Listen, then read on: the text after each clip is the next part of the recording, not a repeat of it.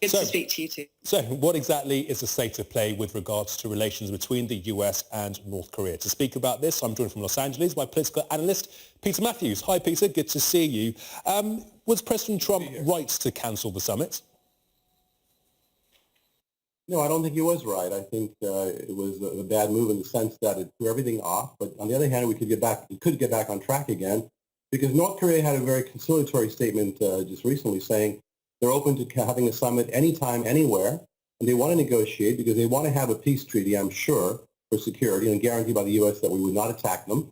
And they also want to have some reduction in U.S. troops on the peninsula, as well as they want to make sure that that they can have trade sanctions lifted. That's really cripple their economy.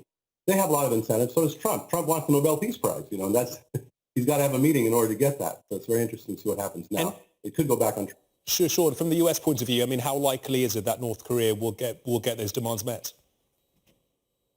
I'm sorry? Say again, please. How likely is it that the North Koreans will get those demands met? Oh, it just depends on what the U.S. is willing to give as well. And I think that it has to do with what North Korea is willing to give. And there's a chance that some of those demands could be met. For example, I think Trump in the end would like to sign a peace treaty, because that would put him way ahead in standing of any other president in modern history, and it could actually put him on the road to the Nobel Prize. But the demand that we reduce American troops, that would have to be coupled with the North Korean agreeing to reduce their artillery. They have thousands of pieces of artillery that could demolish Seoul, South Korean capital, in just a few hours.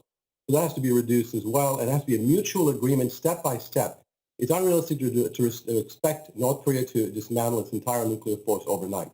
That will not happen. So Trump has to acknowledge that and use a different tack to do a step-by-step process of diplomacy. And what do you make of President Trump's change in tone over the last 2 or 3 hours or so? I mean, speaking to journalists, he said that they want something to happen, we want something to happen, we'll see what happens.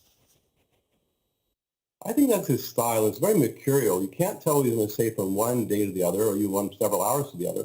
And I think it's part of his style, but also I think it's very unpredictable and a bit dangerous to pursue that style, to use that style. Because diplomacy needs steady hand. It needs a certain path and direction that should be maintained, and it needs compromise. But to bluster and to go out and say one thing one day and the next day be best friends with the leader and praise him in every single way, that's not very diplomatic in the traditional sense. So let's see what Trump does. It's very mercurial, very unpredictable, the circumstances.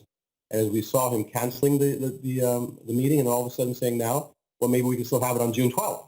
It's very unpredictable. We'll have to see how things develop. And I would like to advise the president to be more measured, more diplomatic, and very careful. You haven't got a crystal ball, but what do you think will happen next?